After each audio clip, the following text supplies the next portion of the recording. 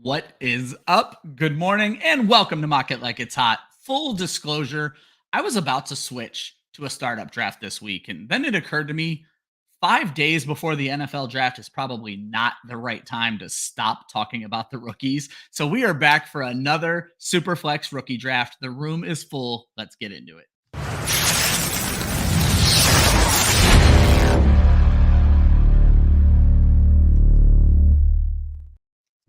What is up? Good morning and welcome to Mock It Like It's Hot, Club Fantasy's weekly mock draft show. I am your host, Ryan Weisse. Austin Amendola is out this week, but my fearless leader stepped up. He heard I had a great guest. He said, I'm going to get in here and get some shine with Marvin. Joshua Hudson, how are you doing today, buddy? Yeah, let's not sugarcoat this. I am here for Marvin. That's it. 100%. Josh was like, you'll be fine by yourself. Who's the guest? And I was like, oh, it's Marvin. And he's like, never mind. I'll be no, none of this happened. But, it's always fun to have a great guest. And I could spend all morning and probably will talking about how awesome Marvin is. But suffice it to say, one of my favorite people in this industry from the fantasy footballers, Marvin Elequin. How are you this morning, my friend? I am doing awesome. I am excited to actually be on a show with both of you. I think I've been on a couple times, and it's with either one of you. So I'm excited to be on with both and to chat about a fun rookie class. So this should be fun. Yeah, if you guys aren't following Marvin, make sure you're doing so. He has his Twitter handle right there in his name at @FF_Marvin E. Ton of rookie content. And let's just start with, we got the stars in the chat already. My buddy Bob Harris tuning into the show. Bob has been crushing the content over at Football Guys. Marvin's been crushing the content for the fantasy footballers. So make sure you're checking it out, Marvin. I know you said it's been a slower content season for you, but I still feel like you've been churning a ton out over there, and it's all been really, really good stuff. Appreciate that. Yeah, it's I think it's fun when this rookie class is so hyped up too, right? There's just so much to talk about, so much to analyze. So yeah, it should be a fun draft next week. I'm looking forward to that. Yeah, absolutely. And speaking of the draft, let's go to get that mock draft up on the screen. And what did you do, Josh? Why did my mock draft not go? There we go. I've never seen that happen before. I immediately blame Josh because that has never happened to me before. But as you can see, 12 drafters this time around, 5 rounds, because I want to talk about rookies that you guys have never fucking heard of before, but there's a method to my madness. We'll talk about that in a second. This is going to be a super flex draft. I'm going to go ahead, click the button and get us started. Brocal has the first pick. Looks like he's in the room, so I'm confident this won't be an auto pick. Let's talk about our drafters. Brocal at 1. Marvin, you took the 2 spot. Our buddy Mike takes 3. Papa takes 4. Our friend Drew, who writes with Club Fantasy, at 5. Sniping Josh at 6. Say Watt again, who has been doing a lot of their own mock drafts, is at 7. Odwar at 8. Looks like Aaron Gott at 9, Lando Nice at 10, Jeremiah at 11, and Wrecked at 12. I want to throw a couple of things out if you've never watched an episode of Mock It Like It's Hot before. Josh and Marvin are going to recap their drafts, but we are not going to talk about every single draft and tell you who had the best picks. That's not the point of this show. We are looking for trends. We are looking for interesting picks. That is what we're trying to do here. We're trying to help you guys learn through mock drafting. So don't expect rating, don't expect grades. However, if you make a really bad mistake, you may end up in our oops of the draft. That is where I pick on somebody, all in good fun. That is enough of that. Guys, I'm going to let the draft play out for a little bit so we can get some picks in. I was doing my own Dynasty rankings this week, Marvin, and I noticed there's some discrepancies with how I feel about certain quarterbacks and the rest of the fantasy world feels about quarterbacks, specifically looking at Dynasty. And I'm going to start by talking about Josh Allen. Universally, still the QB1 in most Dynasty rankings. He was the QB1 in fantasy last year. However, he lost Stephon Diggs. He lost Gabe Davis. And so far, they've not been really replaced. His top receivers are Khalil Shakir returning from last year. Curtis Samuel comes over from Washington.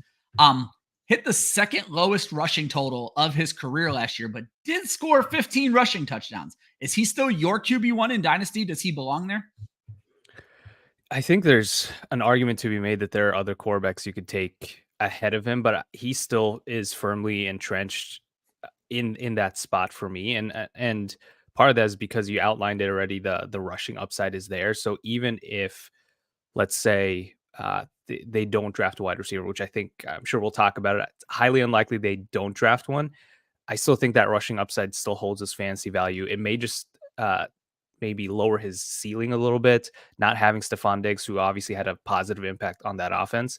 Yeah. But to me, he's still the QB1 because of everything else that he provides, right? I do also think that Dalton Kincaid could step in and actually have a more prominent role. I loved him as a prospect. I think this is a great opportunity for him to be a top tight end in fantasy. And I'm sure they'll draft someone too. So I am still fairly optimistic on Josh Allen's outlook.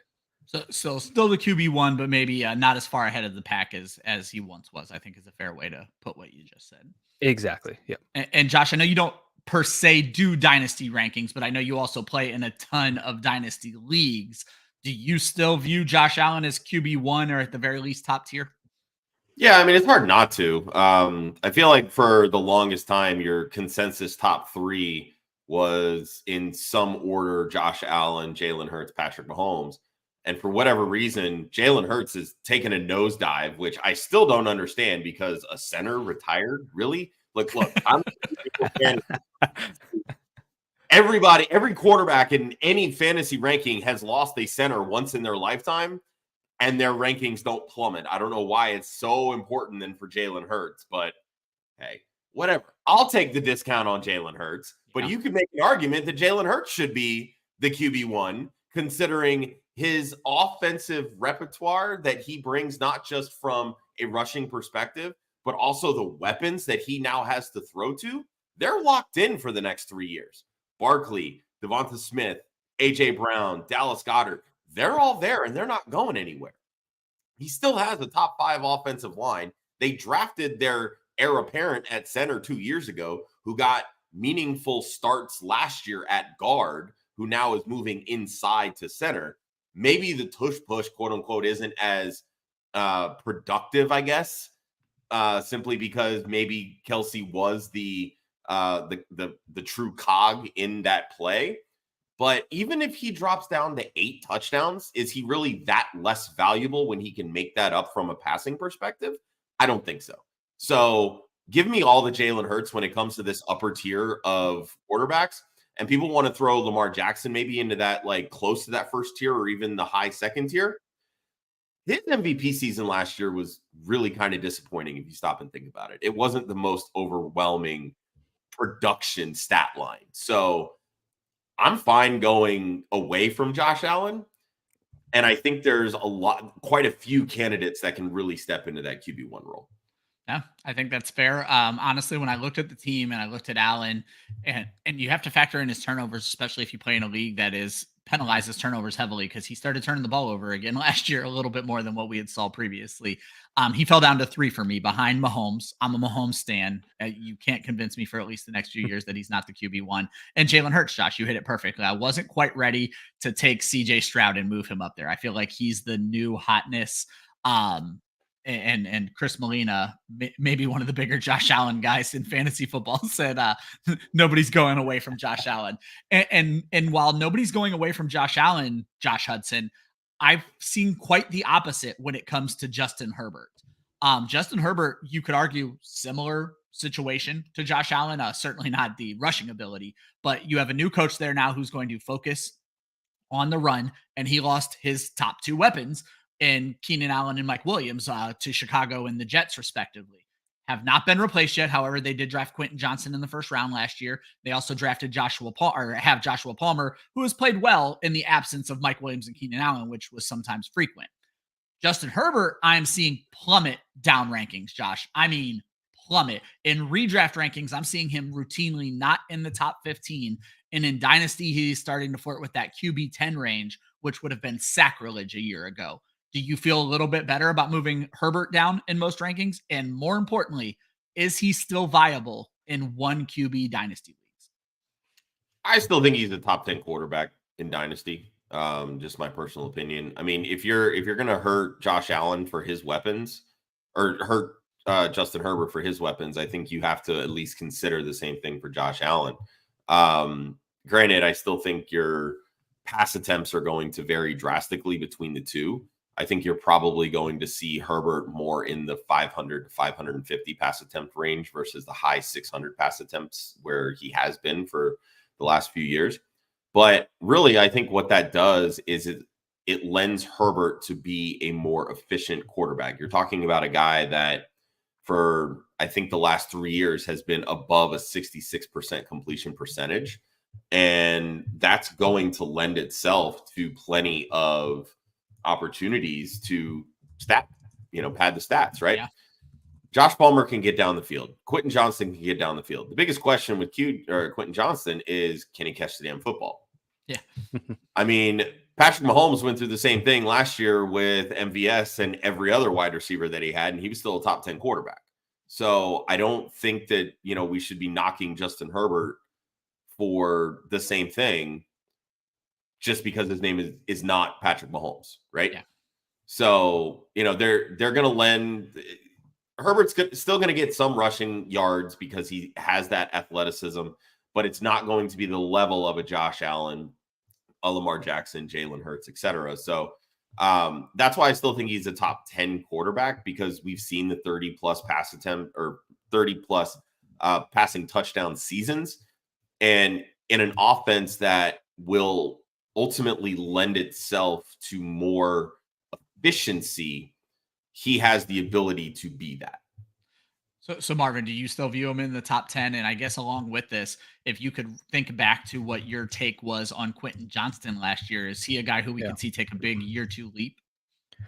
Yeah, I think that's where it gets tough with Justin Herbert. I think he's on that border of QB 10, QB 11, QB 12 in Dynasty right now, just because you just have other guys leapfrogging him, right? So you have Jordan Love moving up in Dynasty rankings. Anthony Richardson is moving up there. And Kyler, I think, still belongs in that range too, right? And Yeah. Dak, I think I've seen him fall a little bit, but he's still, there's a lot of quarterbacks that are actually intriguing in that range. And so I think Herbert still belongs within top 12, arguably top 10. On Quentin Johnston, I actually liked him coming out last year, and I know there were faults in his profile. It wasn't perfect, but he was someone that produced consistently at TCU, and he had a lot of the at least from an analytical standpoint, the thresholds you look for. Got first round capital. Now the concern with him though is you don't really see wide receivers who did barely anything in their rookie year all of a sudden break out in their second year. You usually see glimpses of upside, and we just didn't see that with him. So I am still cautiously optimistic, and at his price, I'm willing to potentially trade for him for whatever it costs, because it's not going to cost you a first round pick or maybe even a second at this point. And to get someone who might fall into a lot of volume, I'm still somewhat optimistic there, but very cautiously optimistic, because we just don't see guys produce after being so inefficient in their rookie year. And so that kind of leads me perfectly to the next question, and one you alluded to earlier. We'll start with the Chargers because we just happen to be talking with them. I'm not asking you to predict the future. What I'm asking you is, if you knew one wide receiver was going to end up with Herbert in Los Angeles, who would you want it to be from this upcoming class? I mean, if you think about ADP and where some of these guys would fall, I think the perfect wide receiver that could maybe fall to them would be I'd say Neighbors. I don't know if he falls that far. Odunze probably is the more realistic one. If Okay. Neighbors somehow falls into that pick, I would absolutely love that, just because of his skill set to produce after the catch. His elite production last year is something that you don't really see from many wide receivers, and that's something that stood out. Is when you look at his production relative to team offense, right? It was up there in the 95th or higher percentile of what he did. And so he, to me, is one of the more complete wide receivers. We already know that he's a top 2 entrenched wide receiver in this class. And if he lands with Justin Herbert and has that long-term stability at quarterback, I mean, I'd love that for him. And I think it boosts Justin Herbert's dynasty value significantly too. Yeah, I was going to say, I think that might bring a lot of people back to the Justin Herbert table at that point. Yep. Josh, same question, but I'm going to actually call you out for some shit that I caught on the Wednesday show, talking about I don't like fun because I projected Brock Bowers to fall to the Jets. I just don't see the Chargers taking Brock Bowers in the first round. But I think if I remember correctly, you did. Would you rather see Brock Bowers there than one of these elite wide receivers? 1,000% yes. I'm all on board the Brock Bowers to the Chargers trade. Mm-hmm. When you look at the history of Greg Roman as an offensive coordinator, going back to his time in San Francisco, he had a big uber athletic tight end there by the name of Vernon Davis. When he was the offensive coordinator in Buffalo, he made Charles Clay relevant in fantasy football. And we all know about Mark Andrews in Baltimore with Greg Roman. Give him a weapon like Brock Bowers. It doesn't matter who's starting at wide receiver for the Chargers. Okay. He has the ability to be both a field stretcher in that offense as a pass catcher and also an elite weapon or an elite blocking tight end for this very run heavy scheme. And he can be that chess piece in this offense and let the guys on the outside stretch the field on the outsides and going downfield, because that's what Josh Palmer and that's what Quentin Johnson do so well. So I think for me, Brock Bowers is the ultimate fit there.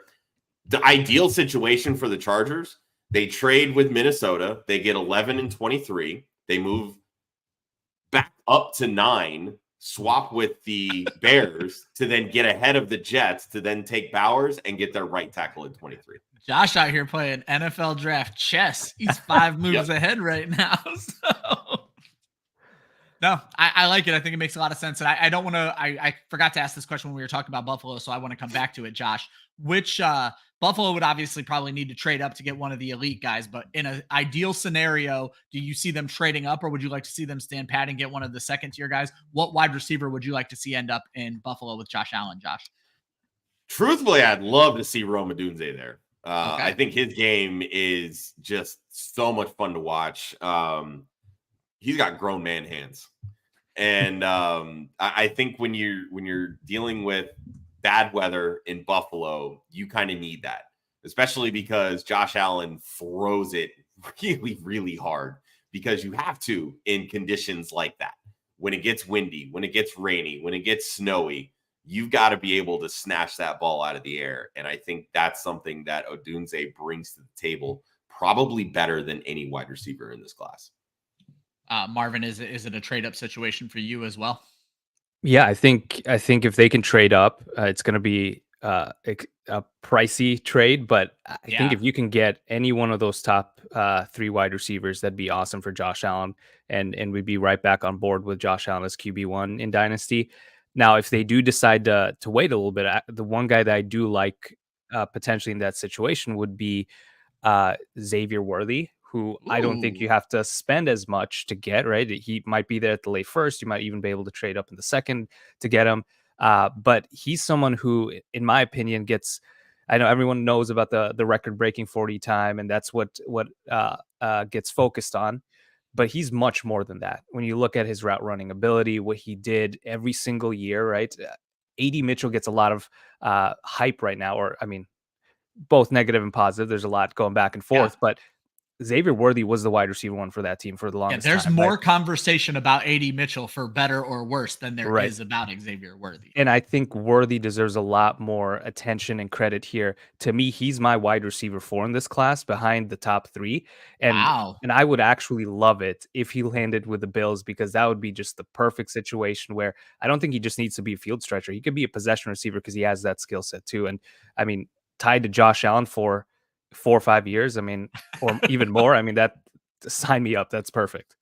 No, I love it. So that's a little bit I want to talk about before we got into the draft. I'm going to go ahead and recap these first couple of rounds. Before I do so, so much fun happening in the chat right now. Love seeing people connecting in the chat. If you are new, first and foremost, thank you for tuning in, and thank you for drafting with us if you're one of those folks. But if you could actually pop over to YouTube and go ahead and hit that subscribe button. We just crossed 800 followers. Our goal is to hit 1,000 before we hit the regular season, and we're going to need your help to do that. So tell your friends, tell your family. I don't even care if you mute notifications and never come back and talk to us again. Just hit that subscribe button. It costs you absolutely nothing, but we'd very much appreciate it.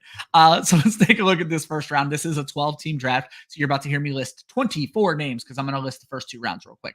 Marvin Harrison, Caleb Williams, Malik Neighbors, Drake Maye, Jayden Daniels, Brock Bowers, Rome Odunze, Brian Thomas, JJ McCarthy. I would say up to pick 9, no surprises whatsoever. Certainly, if you believe with Marvin, Xavier Worthy going at 10, also not a surprise. Michael Penix at 11, Jonathan Brooks at 12. Then we have AD Mitchell, Troy Franklin, Ladd McConkey to start the second round. Blake Corum, Trey Benson, Bo Nix, Jalen Wright, Braylon Allen, Keon Coleman, Roman Wilson, Ricky Pearsall, and Xavier Legette are the first 2 rounds. And I am going to start with a question that everybody has heard me say on this show for a while. You're probably getting bored with it, but I think it matters because we got Calvin in the chat. He says he has the 101 and the 112 in a league, and he needs a quarterback. However, in this specific mock draft, he goes Marvin Harrison. So Marvin Elequin, my question to you is, Superflex, you need a quarterback, but maybe it's not a desperate need. Is Caleb Williams need to be the first pick in Superflex, or is there room for Marvin Harrison to take that job?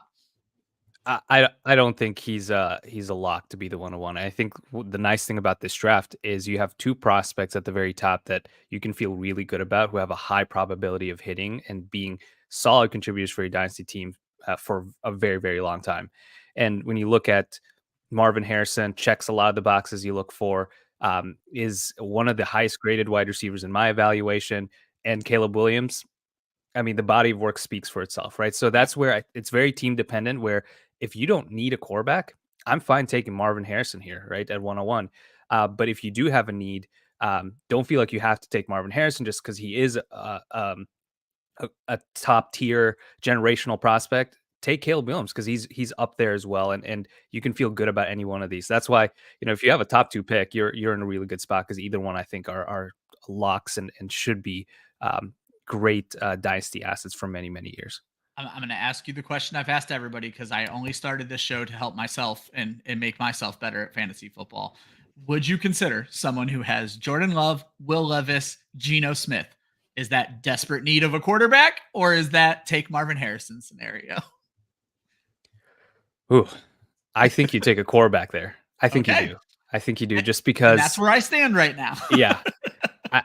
I love Jordan Love. I think he's the guy for them, right? But yeah, there's a little bit of uncertainty there with Geno's age.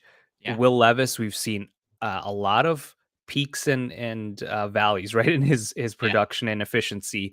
So I'm not even fully convinced that, even though they're building around him, that he is their long-term solution. So if you can lock in Caleb Williams, you're set for the next, how many years at quarterback, at least in the top 2 spots. And if Will Levis hits, well, then you're golden, and you can always trade one of them away. So that's why I would go for Williams there in that situation. Perfect. And Josh, I've actually not had a chance to talk to you about this a lot, because we don't really talk Dynasty a ton on our Wednesday shows. So mildly QB needy teams, are they locking in Caleb Williams, or is there still room for Marvin Harrison to jump ahead of them in Superflex? Honestly, I'm fine with either. For a couple of reasons. One, obviously we know how valuable quarterbacks are in Superflex. And that value is not going anywhere, at least for the first couple of years. I mean, look how valuable Trey Lance was for almost 3 years, and how well that's worked out, right? Yep. So even if Caleb Williams completely bombs, people are still going to hang on to, well, he's a generational prospect and the Bears just ruined him, right? Like, that's what they're going to hang on to. So I'm not worried so much if Caleb doesn't work out. He's still going to hold value for a couple of years. And I think really the same thing goes with Marvin Harrison. I know people want to make the notion that, neighbors at Dunze are closer to 1 than they are to 3, maybe, which is fine. It's okay to have 3 really good wide receiver prospects in the same class. But Harrison, to me, is just, he's still head and shoulders above them. And he's been head and shoulders above them for quite some time. So, and that's going to hold value as well, more so just because it's Marvin Harrison, and everybody knows that as a Hall of Fame name, right? Exactly. Mm-hmm. That's what goes into it. That's why people are going to draft Frank Gore Jr., because, hey, if I get the next Frank Gore Sr., wheels up, baby, right? Like, well, that's just what happens. We've been talking about that for a few weeks. The name recognition drafting that is going on in these rookie drafts is pretty hilarious. So, with McCaffrey and Gore. So Brendan Rice, right? Yeah, and Brendan Rice. Yep. So, I think you can make a case for either. Both of them are exceptional prospects, and quite honestly, I fully expect them to be elite superstars for 10 plus years. If you've never watched our show before, we will talk a little bit more about the draft. It's just, I like to get the interesting questions out of the way to start. And actually, let's talk about this first round specifically. And I thought I knew what everyone's answer was going to be until Marvin pumped up Xavier Worthy. So this is going to be a mildly unexpected now. But looking at this first round of draftees, Marvin, I saw a tweet a few years ago, which is what the inspiration of this question is, that says fantasy drafters are not as good as we think we are. And they showed the statistic that something like 60 to 70% of our first round picks by ADP end up busting in these dynasty rookie drafts. We're just not as good at reading this as we think we are. And a lot of times it's the guys in the 3rd and 4th round who jump up. If you had to pick one guy from the first round of this specific draft who is going to be a bust, who do you think it's going to be? Man, that's a tough question. I love going negative. Yeah. I don't know why. It makes you guys squirm, and it's just better content for me. So, if I had to pick one, I mean, I think there's a quarterback that stands out here that I think we could pick, but I might actually go Brian Thomas. Oh, interesting. Just because when you look at the body of work that he provided, of course, Neighbors was on that team, right? So there's a little bit of context there. But when you look at what, from a production standpoint, we don't actually see a lot of wide receivers succeed with that profile of a one-hit wonder type of a prospect that was, great for their final year, but didn't do all too much early on. And so that we actually see the hit rates are slightly lower in that case for even first-round wide receivers. It's lower than the average, right? And so when you think about this, you're just looking at probability, like how likely is it that these wide receivers are going to hit? And it is slightly lower for Brian Thomas because of his trajectory and what he did in his collegiate career. So to me, he's the guy that stands out here. In my rookie model, what I look at is draft capital, production efficiency, all that stuff. And he's actually in the lower 80th percentile, which isn't terrible. But for a first-round wide receiver, that's actually one of the lower grades, right? You want to see them in the 90th percentile where you have guys like Neighbors, Odunze, Harrison. And the hit rates for first-round wide receivers in that range is actually around that 30%, 20%. It's a little lower because they're relying more on draft capital than their body of work in college, right? Or some of their other intangible metrics that I try to factor in. And so that's why, to me, he is one that I'm a little more hesitant on. Even though he gets first-round capital, we've seen plenty of first-round wide receivers bust, right? The hit rates for first-round wide receivers isn't actually as high as we think it is. And again, it comes back to the thing, like we're not as good at drafting as we think we are. We see these first-round wide receivers, we draft them, they don't always hit. And so if I had to choose one that might not hit, it might actually be Brian Thomas. So just my unfiltered opinion, but there's a lot to like in his game too. So no, I was gonna say, and obviously we're just picking on likelihoods here, and there is a 1-year nature to his game right now. Josh, how do you feel about that? And I guess who would you pick? I feel like Michael Penix is the one we're all dancing around, and I'm going to ask you guys another question about him later. But Josh, is it Penix? Is it Thomas? Is it somebody else for you? Quite a few of them actually. I do agree on Brian Thomas. I think there's enough people that think he's a one-trick pony, that the one spike year of production doesn't lend itself to future success. You could throw Drake Maye, you could throw JJ McCarthy into this mix. I think there's plenty of people that think that Xavier Worthy could be the bust simply because of the size concerns, right? For me, it is Michael Penix. And I preface this by saying I absolutely love Penix. I'm rooting for him. I think he's a great story. But there's a few things that worry me. One, he's coming into the league. I think him and Bo Nix are the oldest quarterbacks coming in, and they're 24. That doesn't usually lend itself to a lot of success at the NFL level. But I also know that this is kind of a weird class when it comes to age because of the COVID years, NIL, transfer portals, all that kind of stuff. That kind of exacerbates a lot of those age concerns. But also, dude has awful footwork. And he gets away with having such special arm talent. This kid can sling it, and he's so fun to watch. He throws it so effortlessly down the field. His short to intermediate accuracy is very concerning, and a lot of it is because of that sloppy footwork. If you're 24 years old at quarterback and still have sloppy footwork, odds are you're probably not going to figure it out. And for a player that's had shoulder injuries in the past, relying so much on your arm, speaking as somebody who played baseball for a long time and saw a lot of pitchers develop a lot of arm injuries because they didn't have the technique and got away with just the arm strength, that will be a problem for a quarterback. And that really worries me. But I think there's enough people, and by people I mean draft scouts and teams in that nature, that like Penix and believe in him not only as a thrower of the football, but also a leader, that they will put and invest the first, second round draft capital in him, which will then elevate him into the back end of the first round in Superflex drafts. There's enough bust potential with that pick. And Marvin, I'm going to have you continue on Penix, because one of the things that jumped out at me was Penix going, I think it's 6 picks ahead of Bo Nix, 7 picks ahead of Bo Nix. I guess, where do you see these two? Because I have Nix ahead of Penix. I would feel more comfortable if Penix was just going 2 or 3 picks behind Nix. I think I'm okay with Nix being at the 2-6. How do you feel about the draft slots for those two kind of like third tier quarterbacks? Yeah, I am very curious to see where they go in the draft, right? If they end up going in the late first, we see hit rates drop significantly after the second round. If they slip that far, I'm not going to be in on either of them all too much. But if I had to choose right now without context of draft capital, I think I'd prefer Bo Nix, actually, just because I like the efficiency profile a little more when you adjust some of his production numbers relative to the conference and competition. He's a little better than Penix. So to me, he's the guy that has also a little bit more of the rushing upside that we've seen. That's where I lean as far as when you look at some of the metrics. Bo Nix just has the better profile.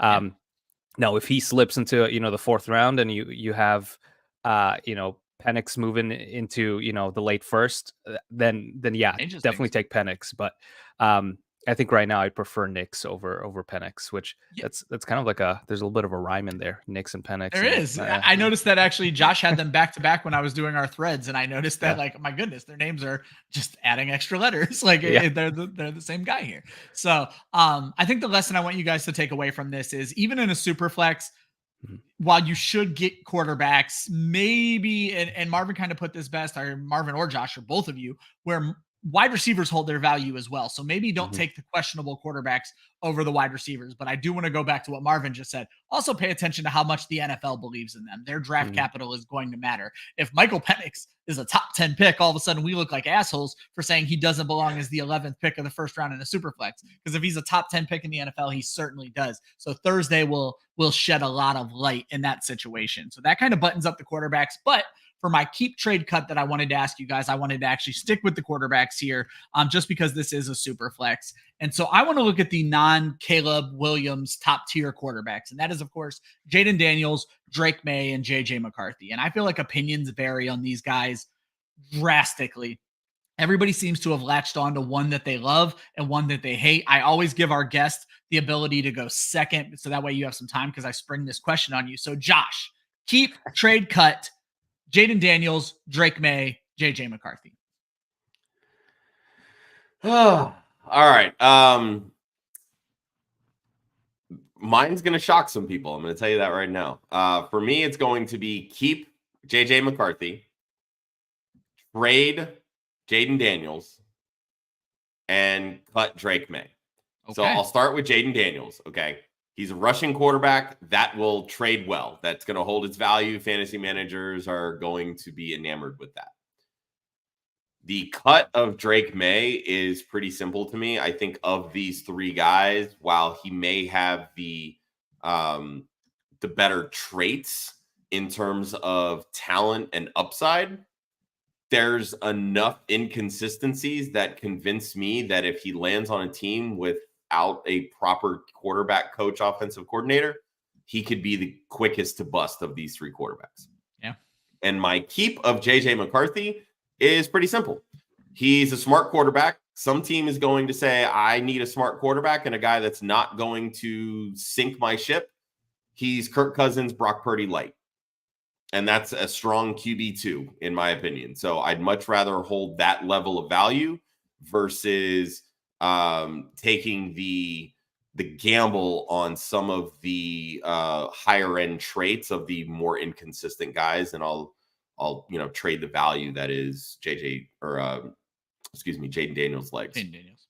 Yeah, I think you made some really good points, Marvin. I'm happy to answer the same question. I am going to point out Drake Maye went 4th in this draft, Jayden Daniels went 5th, and McCarthy went 9th. So in Josh's model, the best fantasy aspect might be the guy you can get latest.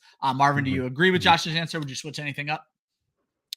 I agree for the most part. That's where there's the inconsistency in Drake Maye, right? That Yeah. might be a little concerning. But the way I'd categorize those guys is I would actually keep Drake Maye. I would trade Jayden Daniels for the very similar reasons that Yeah. Josh just outlined. And then I would cut JJ McCarthy. It's tough though, because I think with JJ McCarthy, if he lands with the Vikings, I think that is almost a perfect situation for him and his skill set and his ability to just be a consistent guy that makes the right decisions in an offense that it really sets up the quarterback perfectly. And then you have the weapons on top of it, right?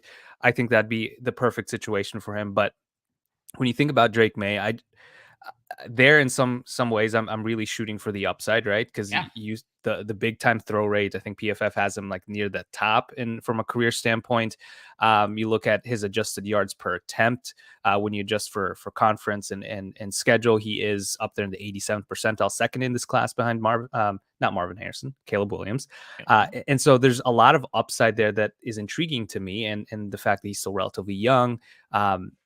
I think there's a lot of upside and untapped potential. Now, where it gets more difficult, and I'm sure you guys feel the same way, is that if he lands with the Commanders, and J.J. McCarthy lands with, or let's say Drake Maye lands with the Patriots, that's another potential situation. That's the worrisome one. Right, exactly. And JJ lands with the Vikings. I might actually lean towards Josh here, and where if you look at the ADP, I would be fine trading back a little bit and land JJ McCarthy with an additional asset from a dynasty standpoint, get an extra pick right somewhere there instead of drafting Drake Maye at his ADP of 104, 105. But again, maybe the answer is just drafting Jayden Daniels because his value should hold because of his rushing upside, like Josh outlined, and I think when you see him on the field and his fantasy upside as a rusher, you're going to love him, and he's going to be a huge boost to your team. So maybe that's the answer. Just don't draft Maye or McCarthy, just draft Daniels. I think it's such a I will say this. The more that I'm reading and the more that I'm kind of like studying some of the characteristics of these quarterbacks, the ideal landing spot for me for Drake Maye is probably the one spot where we don't want a quarterback. And I'm going to apologize to our good friend Joe Zolo right now. Oh yeah. I think Drake Maye needs to go to the Patriots because they trust Jacoby Brissett enough that they do not need to play Drake Maye in year one. Yeah. So let him sit back, learn the offense, let Jacoby Brissett just be the reliable veteran. And then next year they go out, they get that, star-studded wide receiver, the top prospect, whatever it may be. And now you're setting Drake Maye up for success. Let him work on his footwork in the background, work out some of those kinks, because he has all the tools to be really freaking good in this league.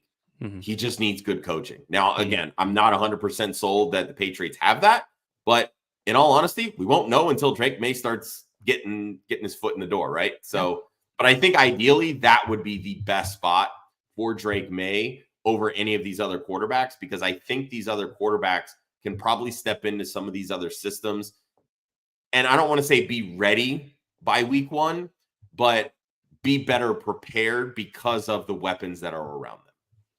Yeah, I just want to see Joe suffer, so I hope it's Drake Maye to the Patriots so much because he just doesn't want that to happen. Moving out of these first two rounds, before we do so, I want to talk to you guys about the running backs. And I've noticed, I do a lot of these mock drafts. This is probably our 7th rookie mock at this point. And I am noticing, Marvin, the running backs are moving up. And this is pre-landing spot. Because when we did our very first rookie mock, I was taken aback that no running backs went in the first 2 rounds. We didn't see the first running back go until the 3rd round. Everybody was terrified of these running backs.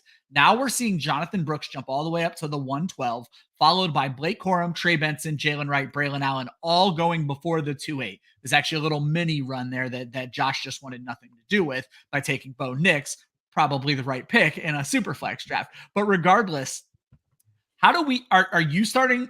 Did you always hate this running back class? Are you starting to like them a little bit better? And how do we feel about 5 going in the first 2 rounds of a Superflex? Yeah, I think this class is we'll see what happens after the draft if ADP changes anything, right? But I think this class is on the verge of just being slightly underrated because Yeah. it keeps getting pushed down. And when you think about, let's say you're a contender, right, in dynasty leagues, and you can land the RB1 in this class with a second round pick potentially, I mean, that's great value regardless of what you think of this class. I personally didn't always knew that this class was just going to be it wasn't going to be the same as last year's where you had a Yeah. Gibbs or Bijan. We knew that, right? But and that's okay. I think we just need to temper our expectations, adjust it, and it looks like ADP definitely adjusted for that because we don't see anyone going in the first round. But I still think there's a lot of value here where Jonathan Brooks, without the injury, he'd be a lock, right? I think he might even be going earlier. I like him a lot as the potential RB1 in this class. I think Blake Corum is a little underrated. Just because he wasn't as efficient last year. His body of work speaks for itself, though. Touchdown machine, sneakily elusive for someone, his size. And I personally also like Braylon Allen, someone who goes a little later in mock drafts. Now, we'll see if he does get that day 2 capital, but I actually like him as a prospect overall. I mean, the dude was just productive since day 1, right? And has been productive, even though not as efficient as a Brooks or a Benson. But there's a lot of things to like in his game too. And so I do like this class, and I think there should be a handful of them going in the fifth in the second round, and even guys like Marshawn Lloyd, Podrick Estime, right? I think those are some of my favorite picks in the third round because these guys could get day 2 capital. Now, my expectation is that once these guys get drafted with day 2 capital, they're going to move up in ADP, and we're going to see Brooks maybe even go higher. At that point, I start to hesitate because these guys aren't necessarily even the caliber of prospect of in my opinion, of a Gibbs, right, or even an A-Chain, right?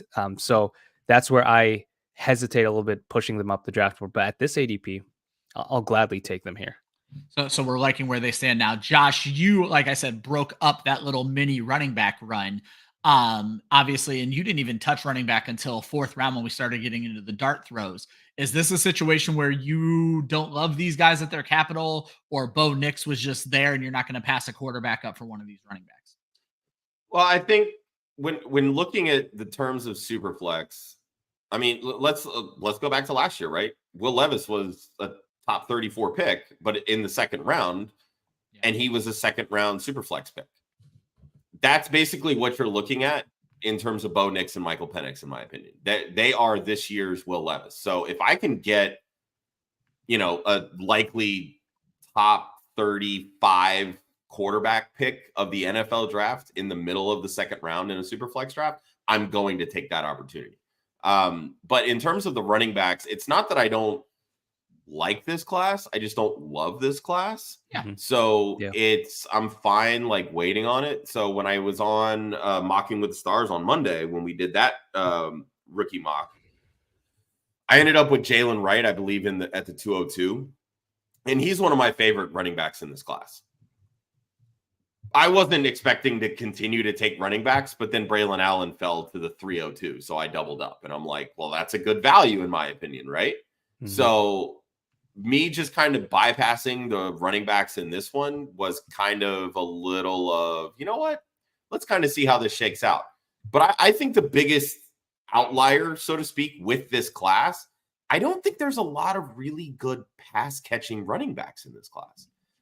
And as a result, their ADP is kind of getting squashed as a result because that's what we want in fantasy. We want running backs that catch the football. That's what PPR is all about, right? So if you're not catching the football, you're really not providing a ton of value to fantasy managers. Yeah. So without that level of upside, go with the pass catchers, go with the wide receivers, go with the tight ends. No surprise, Josh takes Dylan Laub in the 4th round when he's looking for the pass. I will take Danny Woodhead 2.0 in round 4 all freaking day. I don't care. Josh was just mad that Will Shipley didn't make it to him. He was wanting to go Shipley and Laub to end the draft there. One of the things I like to tell people to do when they're looking at these mock drafts is I love the color coding that Sleeper does. And if you pay attention, you're going to see a lot more blue than what you see anything else. And that's because wide receivers just hold their value so much more in Dynasty. So when you look at this draft, 12 wide receivers went in the first 2 rounds, but 13 went in the next 3 rounds. So 25 of 60 picks were wide receivers. It's a very big percentage, and it's like that in almost every draft you're going to do. Marvin, I'm going to focus on the guys who went later on in the draft, and you took one of them, and maybe this is going to be your answer, and if it is, that's fine. But when you look at the guys who didn't go in the first 2 rounds, the guys outside of the top 12, of this group, who do you like the most that could shock everybody and be a top 10 rookie of this class? Yeah, man, that's Like round 3 on. Yeah, I love that question because the fact that you see so much blue, there's a lot of wide receivers here that I really like. Jacob Cowing is one that I really like that consistently goes later. Will Shipley, we talked about him. I like him a lot, but not just because I picked him. I will take and talk a little bit about Audric Estime. I just want you to look at the wide receivers. Don't even worry about the running backs. I'm going to let you talk about your draft in a second. Yeah. But I'm just saying flat out wide receivers that went after that 3rd round who could shock everybody. Because again, we're not great at this. And so seeing these wide receivers go later when so many went later, looking at the wide receivers, who could be the late round guy who shocks everybody? Yeah. Then I have to pick Jacob Cowing. I love the profile of Jacob Cowing. And when you look at what he did early on in his career, now this was before he transferred right to Arizona. His production was through the roof. He was an early producer, checked a lot of the thresholds you look for from a production standpoint. And one thing I found, I was digging into his profile, a few weeks back, but as a junior, he hit 3.7 receiving yards per team pass attempt, which is he's the only one to exceed the 3 mark there with MHJ and Neighbors. So they're the only 3 true juniors to hit that mark. And that shows you just how elite he was. Now, different conference, different competition level. But when you hit that mark so well above 3, that's really elite. And so he's someone that I like. Now, obviously, his production declined a little bit in Arizona, but there was more competition there. He played with a guy that's probably going to be a 1st-round pick at wide receiver next year. So that should put some context there. And now I think the reason why he's dropping is because we don't know if he's going to get day 3 capital or day 2 capital. If it's day 3, you're just going to have to temper your expectations. But what I always say about day 3 wide receivers is that we consistently see the hit rates, which are already very low, improve when you isolate the sample size to guys that were productive in college, right? Consistently productive. We saw that with Amon-Ra. We saw that with Puka Nacua, who was very productive at BYU, right? So that was a box that he checked. And Cowing checks that box as well. So we see the hit rates are a little higher for guys in day 3. So that's why, to me, Cowing's the guy that I love to target. There are a few other ones in here, but he's the one at his ADP of 4th, 5th round in rookie drafts. It's just a great value. And before I let Josh answer, I'm actually going to throw a question up on the screen just because you know these players better than we do. Scampers wants to know your thoughts on Jermaine Burton. Burton went in the 3rd round of this draft. Yeah, I actually liked Burton at his ADP. I'm surprised he keeps dropping just because I know he's an older wide receiver, 4-year guy who broke out a little later. But when you look at what he did as a senior, it was really high-end production for him in an offense that, we saw some of his speed, ability to separate, the downfield ability for him. And he is, I think I've seen him in mock drafts projected as like a late day 2 pick. I think he's getting drafted ahead of or behind guys that might be day 3 guys. So to me, if you can get Jermaine Burton in the 3rd round, I think that's great value. And because of the depth of this wide receiver class, he probably won't move up even further. So he's someone I'm targeting that late in the drafts for sure. Perfect. And Josh, same question. Looking at these later guys, I know you're not the college football head that Marvin is, but we've done a lot of shows with a lot of smart people. Have any of these names that you've looked at started jumping off the page for you that you're a little shocked they're going as late as they are? Oh, Josh, are you muted? Try this again. Yeah, let's do that. I know. So when we had John Lobb on 2 Wednesdays ago for the wide receiver show on No Punt Intended, he was hyping up Javon Baker with UCF. And that's a guy that, started at Alabama, transferred to UCF, and did really well with the Golden Knights. So, I mean, he's got prototypical size. He's got a production profile, the last 2 years of his career in college. I mean, to get someone like that in the 3rd round, I think stands out big time. Jalen Polk in the 3rd round too. That's another name that I think you're definitely going to hear a lot of people hype on. Marvin touched on Cowing. I mean, I've heard a lot of people talk up Jamari Thrash as well. I think there's going to be plenty of value. It just really depends on where these guys end up going. I mean, we talked about so many wide receivers going in rookie drafts, and you see a lot more blue on the page than really anything else. Yep. A lot of that is because teams are running a lot more 3 wide receiver sets, right? Like they're running that 11 personnel. More opportunity. More opportunity for wide receivers than these deeper running backs, these dart throws at running back, etc. A lot of these guys will end up playing on special teams as well. But all it takes is one injury to that slot receiver for these wide receivers to get those pop weeks. So if you play in a lot of dynasty best ball leagues, that's where these dart throws are going to come into play. Oh, that's a really, really good point. So I told you guys I was going to talk about this at the end of the show. I'm going to let these guys recap their drafts here in just a second. But why do I do 5 rounds? And the reason I do 5 rounds is there are people like me who trade all their draft picks away. I want proven assets, but guess what? I still have 4 or 5 spots left on my taxi squad that I need to fill. And what you're looking at in these last round, these 12 players, these are probably the guys you should prioritize. And obviously landing spots are going to make a big difference, but these are the guys you should prioritize when you're looking at the priority free agents. If you're like me and you have no draft picks, but you need to fill your taxi squad, these are who you want to throw your fab in after the draft.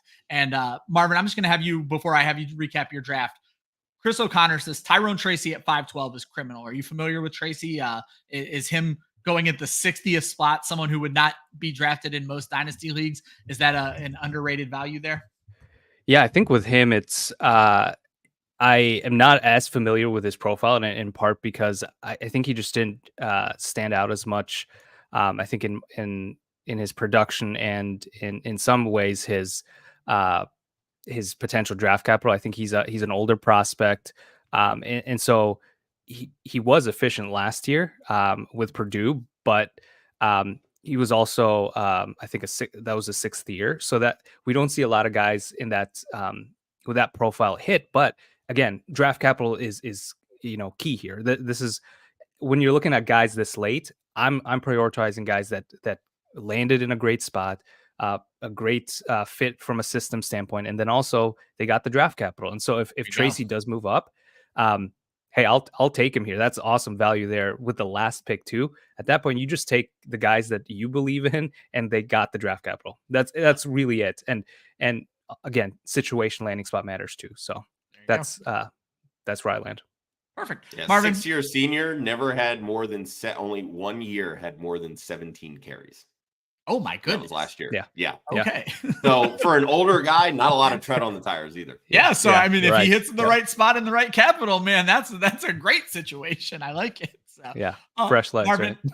I don't need you to talk about every pick. You certainly don't need to talk about Caleb Williams anymore. You've been talking about it, but just any of your picks that stood out to you, or anything you were really happy to have happen, or someone who you're like, I guess I'll take him just because everybody else would. So. Yeah, I'll focus really quickly on the last 3 picks here. I think Estime is someone who maybe is just a little undervalued now because of his 40 time. I know he did a little better in his pro day, but he's someone who I actually like from a film standpoint, even though he's not the most elusive guy. And there's a reason why he's not necessarily a top running back or top 2-3 running back in this class. But I like a lot of things in his profile. Was highly efficient and productive in his final 2 years. And he played behind Kyron Williams in his first season. So there's context there of why he did not produce as a true freshman, but then he crushed it in his final 2 years and really emerged as the RB1. I like his profile. Tez Walker's another guy that I've seen drop consistently, but his production profile is one that stands out. So I'll gladly take him here in the 4th round. Yeah. And then Vidal is someone that I've grown to like a little more recently. Now, again, draft capital matters here, but I mean, Kamani Vidal hasn't had a season. I mean, he was at Troy for 4 years. He didn't have a season below 20% of the team's total yards market share. That tells you he was consistently productive since year 1. And so to me, if you can get someone with that type of a profile that late, again, similar to Tracy, right? You look at landing spot, you look at draft capital here, but someone who stands out from a production standpoint more so than Tracy, I'd rather take him here. And it's, again, a dart throw again, but if it hits, you'll be very happy with a running back that did flash some upside in college. There you go. Josh, you know the deal. Yeah, I mean, for me, in that first round, it really boiled down to Bowers or Odunze. I'm very much on the train of elite tight ends, so I have zero issue maybe reaching for that over the elite wide receiver production, just because at the end of the day, I think it's going to hold a lot more positional value. I already kind of touched on Nix, easy pick there in the middle of the second. And then from there, it's dart throws, right? Like it's guys that, you're looking at the production profiles, you're looking and hoping that the landing spot is good. I don't get too in depth with like film study and things like that. Like third, fourth, fifth round picks is really all about landing spot and potential opportunity for me. But Baker, Thrash, again, guys that I've heard a lot of I was just gonna say than me talk about. So I'm more than Yep. willing to go that route. And Dylan Lobb catches passes, which not a lot of running backs in this class do. So give me that level of upside. So I was literally going to say, if you're not going to film study, listen to smart people, because I've done the shows with Josh. We had John Lobb talking up Javon Baker, and then we had Jagger May talking up Dylan Lobb. So obviously we're going to listen to the smart people and make those. Not just the hat racked, my friend. Exactly. I love it. So first of all, I want to give kudos. A few weeks ago, I had to bitch that we did not take enough quarterbacks in a Superflex draft. You guys drafted 10 quarterbacks here. Great job. You waited till late on the tight ends. Great job. But I did, in fact, find an oops of the draft, and I'll be interested to know if Marvin agrees with me here. My oops of the draft, I was originally going to go with that Penix in the first round pick, but I looked a little bit further, and I'm going to stick with quarterback. Joe Milton over Spencer Rattler is a little bit of an interesting pick to me. I also am a lover of Joe Milton in that I know he has a super strong arm. He's quick. However, I think Spencer Rattler is a more NFL ready quarterback. I don't know that either one of them belong in the third round, even in a super flex, but I'm relatively certain Joe Milton belongs as a fourth or a fifth round pick. Would you agree with that, Marvin?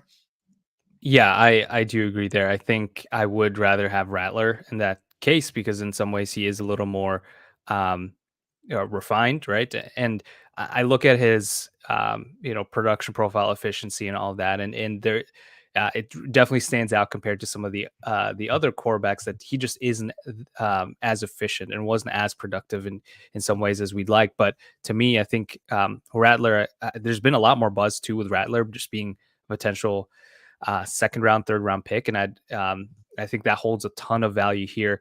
What's interesting about quarterbacks too, just to add this, is we see the hit rates from first round around like 50, 60% down to 40% roughly from a QB1 production standpoint in the NFL down in the second round. And then around 3 onward, it's fairly low. You rarely ever see any one of them. And so if Rattler is the guy that I think I've seen in the second round at times, I mean, that's the guy I'd rather have too here. And just, I think he was also just from you just look at his body of work, I prefer him too over. Yeah, shout out to our chat because Chris O'Connor said he could have had Milton in the fifth round, and I know Josh agrees with that.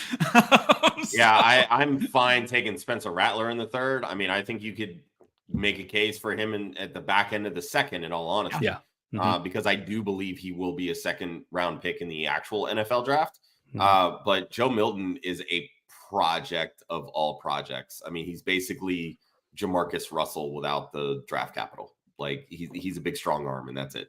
There's no refinement to his game at all.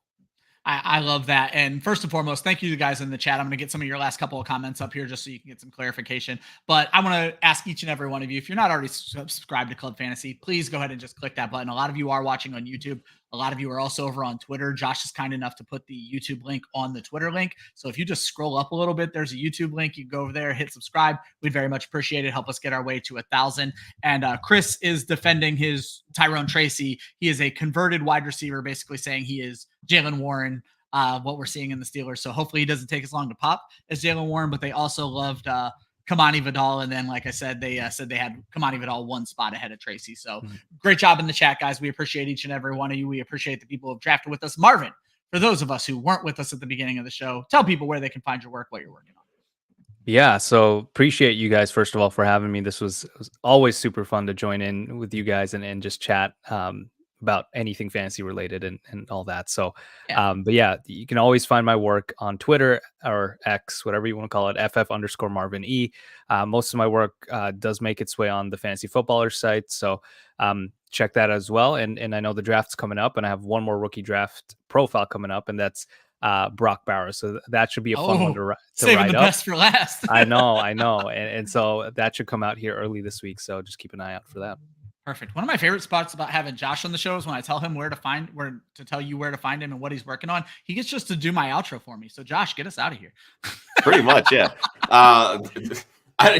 I don't really do much content anymore outside of a few a few podcasts here and there. So just follow Club Fantasy at Club Fantasy FFL on Facebook, Twitter, Instagram.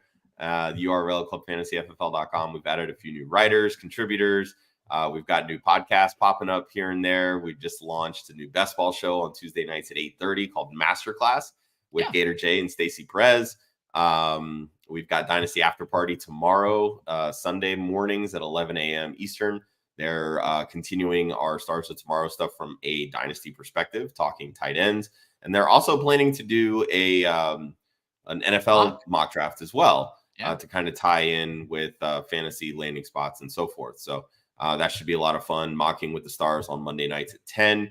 That is Gator J and Chris Battistow. And special guest on Monday is from NFL Media himself, Laquan Jones, as the previously mentioned Masterclass. And then Wednesday night, no pun intended, the flagship show, our annual NFL mock draft.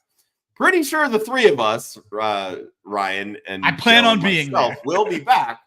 And our special guest for that show is the one and only Britt Flynn, who, as I mentioned previously, we've been adding new contributors, Britt being one of them. She recently released her NFL mock draft on the website, clubfantasyffl.com, and we'll be dissecting that from a fantasy perspective on Wednesday night prior to our live stream of the first round of the NFL draft on Thursday night. Boom. Josh did everything except for the fact that guess what? We got fucking golf content too. Who's your caddy with Kelly and Adam? So we have you guys covered at every single turn. Make sure you hit that subscribe button. Always remember, defense wins championships, offense wins fantasy football, and practice makes perfect. We will see you at the next mock draft. Have a good day.